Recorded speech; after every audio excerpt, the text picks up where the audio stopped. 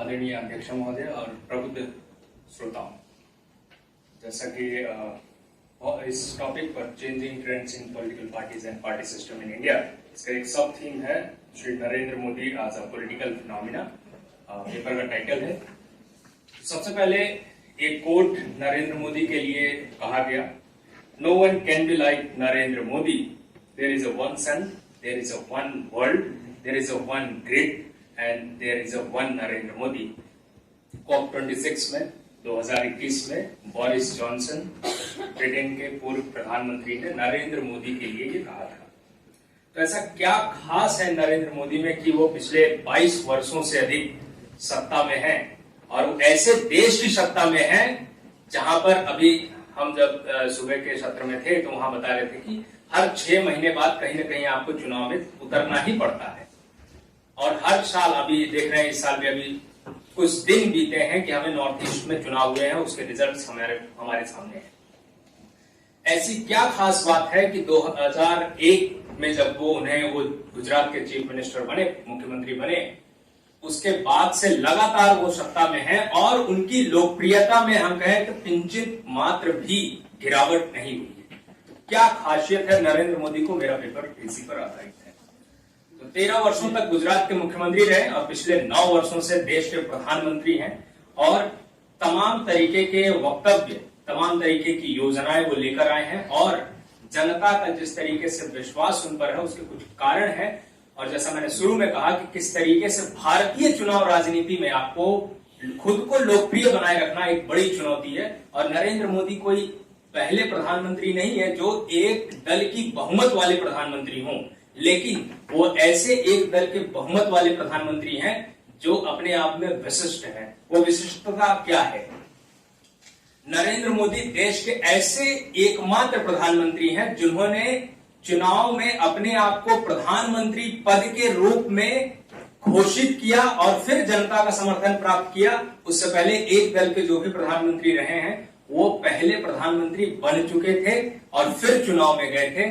अगर हम एक दल के बहुमत वाली सरकारों की अगर हम बात करें तो उसमें पंडित नेहरू जी प्रधानमंत्री पहले बने, चुनाव में बाद में गए। श्रीमती इंदिरा गांधी जी पहले प्रधानमंत्री बनी, चुनाव में बाद में गए। और उसके बाद श्री राजीव गांधी पहले प्रधानमंत्री बने, चुनाव में बाद में गए। तो नरेंद्र मोदी की विशिष्टता यहां से शुरू होती है कि उन्होंने अपने आप को पहले प्रधानमंत्री पद के उम्मीदवार के रूप में पेश किया, फिर जनता का समर्थन और विश्वास हासिल किया, फिर प्रधानमंत्री बने। 2001 के बाद से उन्होंने जिस तरीके से गुजरात में बदलाव और गुजरात मॉडल, आप लोगों ने सुना होगा चुनाव प्रचार में जिस तरीके से उन्होंने गुजरात मॉडल की बात की, तो गुजरात मॉडल में उन्होंने जो करके दिखाया और देश के सामने प्रेजेंट करने की बात की, तो उनके जो करीबी हैं देश के वर्तमान गृह मंत्री और सहकारिता मंत्री श्री अमित शाह जी, उन्होंने कहा कि पिछले 13 वर्षों में नरेंद्र मोदी ने गुजरात को पूरी तरीके से बदला। उन्होंने प्रारंभिक औद्योगिक वस्तु आधारित अर्थव्यवस्था को, राज्य को विनिर्माण और सेवा क्षेत्र में शक्तिशाली राज्य बनाया, और उन्होंने जो गुजरात की कमियां थी उसको अवसर में बदला, हर घर तक पानी पहुंचाया, प्रौद्योगिकी की सहायता से छोटे किसानों को मृदा स्वास्थ्य कार्ड देकर उन्हें सक्षम बनाया, आदिवासी क्षेत्रों में डेयरी क्रांति की, और कच्छ के का जो पूरा एरिया है उसको जो भूकंप में एक तरीके से मलबे में तब्दील हो गया था उसे वहां से उठाकर एक आधुनिक औद्योगिक अर्थव्यवस्था बनाने का कार्य जो है नरेंद्र मोदी ने अपने मुख्यमंत्री काल में किया, और उन्होंने देश के सामने ये प्रस्तुत किया। अब अगर हम 2014 में, जो कि आपके सबके पास उपलब्ध है लेकिन फिर भी उसे बताना जरूरी है, कि 222 सीटें लोकसभा में लेकर आए 31% मतों के साथ, क्योंकि किसी को यह विश्वास नहीं था कि नरेंद्र मोदी, क्योंकि उनकी छवि इस तरीके से गढ़ी जा रही थी और तमाम तरीके से, लेकिन 222 सीटें अकेले बहुमत लेकर आए। 30 सालों बाद कोई एक दल के बहुमत की सरकार बनी।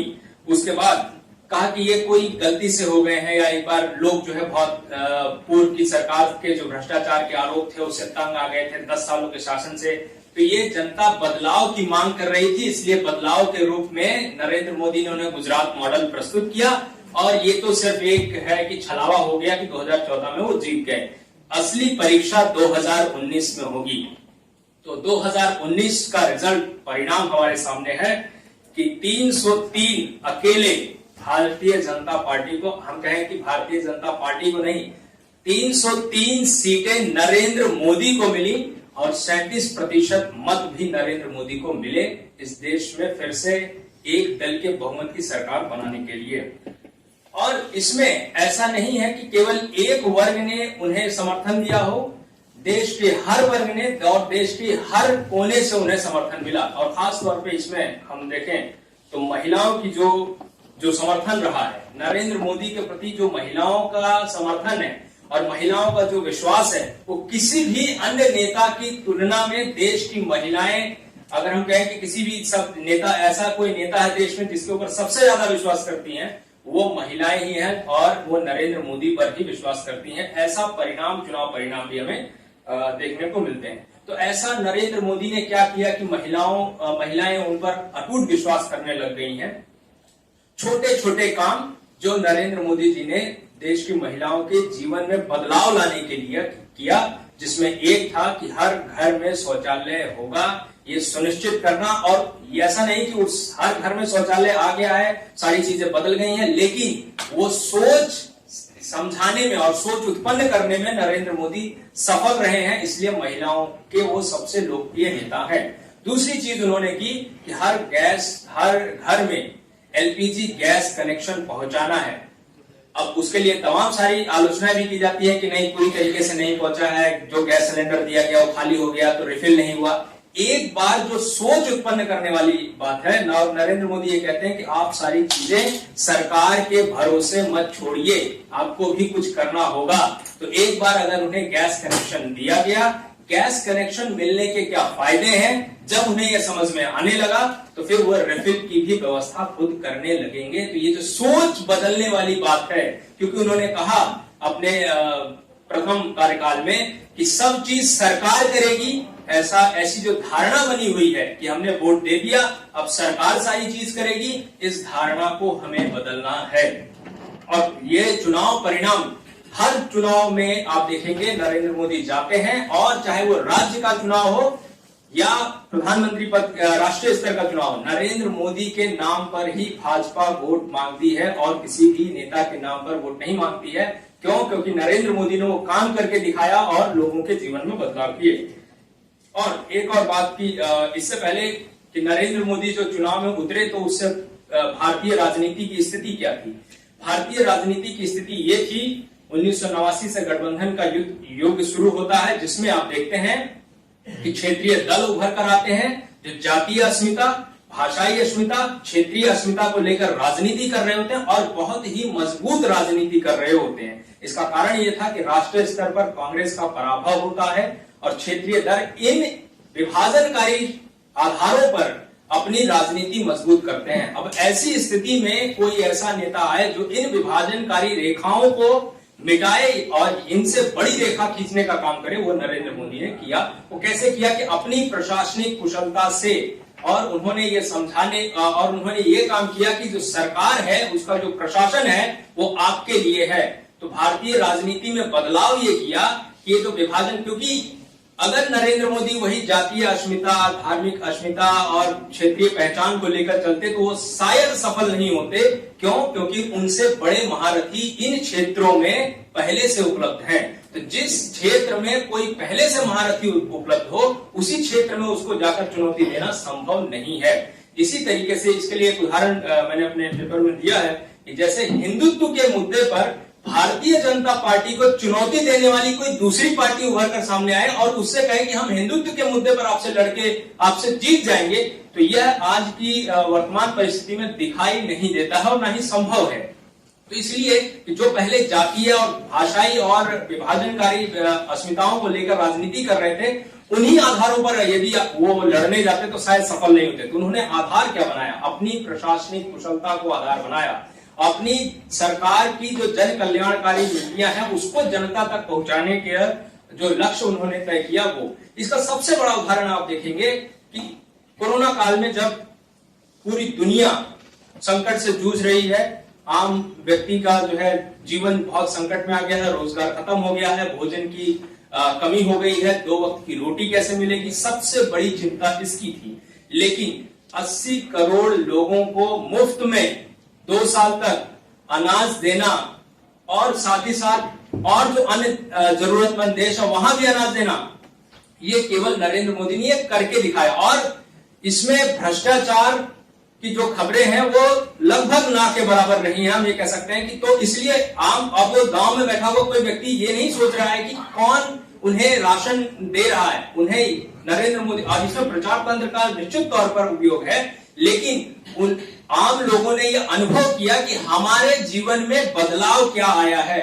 वो लगातार, जैसे सोशल मीडिया की बात हो रही है, मोबाइल पहुंचा हुआ है, टीवी है, आज सब देख रहे हैं कि दुनिया भर में लोग बंद हो गए हैं, काम सारे रोजगार के साधन बंद हो गए हैं, लेकिन फिर भी ऐसी सरकार नहीं, ऐसा व्यक्ति, ऐसा नेता हमारे पास है जो हमें राशन मुहैया करा रहा है। निश्चित तौर पर वो फूड पैकेट्स पर उनके फोटो जा रहे थे तो उन्हें समझ आ रहा था कि कौन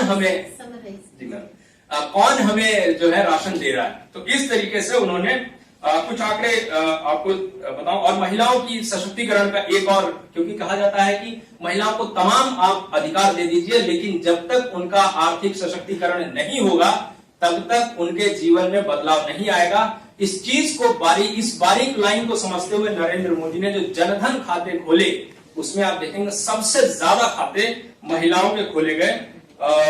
प्रधानमंत्री जनधन योजना के खाते जो बैंकों में खोले गए 2015 मार्च में 14.72 करोड़ से दिसंबर 2021 तक 44.2 करोड़ हो गए, और 55% जनधन खाते महिलाओं के हैं, और इसमें 67% खाते ग्रामीण व अर्ध शहरी इलाकों के हैं। और प्रधानमंत्री जनधन योजना के तहत महिला खातों में कोरोना के दौरान 30,992 करोड़ रुपए जमा किए गए।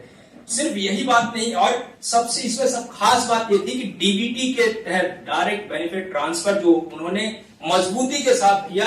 और आपको पता है कि श्री राजीव गांधी पूर्व प्रधानमंत्री कह चुके हैं कि हम 1 रुपए भेजते हैं तो 15 पैसे ही नीचे पहुंचते हैं। तो जो करप्शन था बीच का वो खत्म हुआ, तो जनता को लगा कि हमारा पैसा हमको मिल रहा है और पूरा का पूरा पैसा मिल रहा है, ये बदलाव हुआ। दूसरा, सिर्फ ऐसा नहीं है कि वो केवल घरेलू और जन कल्याणकारी योजनाओं के बल पर ही जीते हैं, अंतरराष्ट्रीय स्तर पर शुरू में जो मैंने आपको कोट सुनाया बोरिस जॉनसन का, ये भारत की शाख नरेंद्र मोदी के कारण बढ़ती हुई दिखाई दे रही है, इसमें कोई दो राय नहीं है। और दूसरी बात कि भाजपा और तमाम उनके नेता कहते हैं कि पहले ऐसा होता था कि जो छोटा देश है, कमजोर देश है, वो हमें तंग करता था, और शक्तिशाली बड़ा देश जाकर अंतरराष्ट्रीय मंचों पर रोता था कि हमारा पड़ोसी हमें तंग कर रहा है। तो परिस्थिति बदल गई है। आज यदि चाहे चीन हो चाहे पाकिस्तान हो, कोई दुस्साहस करते हैं तो मजबूती के साथ उनका जवाब दिया जाता है। ऐसा केवल नरेंद्र मोदी कर रहे हैं, जनता को यह विश्वास हुआ। दूसरा एक बड़ा कारण यह था कि देश में हिंदुत्व और जो इस देश की अस्मिता और इस देश की सांस्कृतिक विरासत है उसको समृद्ध करने का कार्य भी नरेंद्र मोदी कर रहे हैं। यही है कि जब लोग आज मंदिरों में जाते हुए प्रधानमंत्री को देखते हैं और पूजा करते हुए देखते हैं तो आम लोगों को यह लगता है कि हमारी रीति, हमारी परंपराओं, हमारी मान्यताओं, हमारी संस्कृति से जुड़ा हुआ ऐसा प्रधानमंत्री है जो उनका पालन करने में संकोच नहीं करता है। वो ये नहीं देखता है कि इससे सेकुलरिज्म खतरे में आएगा या नहीं आएगा। तो कह सकते हैं कि वास्तविक सेकुलरिज्म भी नरेंद्र मोदी ही स्थापित कर रहे हैं कि वो अपनी मान्यताओं को, अपनी परंपराओं को, अपनी पूजा पद्धति को केवल वोट की नजरिए की वजह से उसको छोड़ते नहीं है या उसको जो है कि डिमोरलाइज करने का प्रयास नहीं करते हैं। तो इस तरीके से नरेंद्र मोदी की ये जो विशेषताएं हैं उसकी वजह से वो निरंतर देश में सभी वर्गों के समर्थन में है। यहां तक कि जिनका ऐसा कहा जाए कि नरेंद्र मोदी यदि आएंगे तो मुसलमानों पर इतना अत्याचार होगा, ऐसा अत्याचार होगा, या फिर तमाम तरीके की उनके बारे में धारणाएं घड़ी गई, लेकिन वो सब ध्वस्त हुए। आपको इसका उदाहरण है कि मुसलमानों की अच्छी खासी संख्या असम में भी है और उत्तर प्रदेश में भी है, और इन दोनों जगहों पर 2-2 बार भारतीय जनता पार्टी की सरकार पूर्ण बहुमत के साथ आई है, और सिर्फ नरेंद्र मोदी जी के चेहरे के कारण ही आई है। धन्यवाद।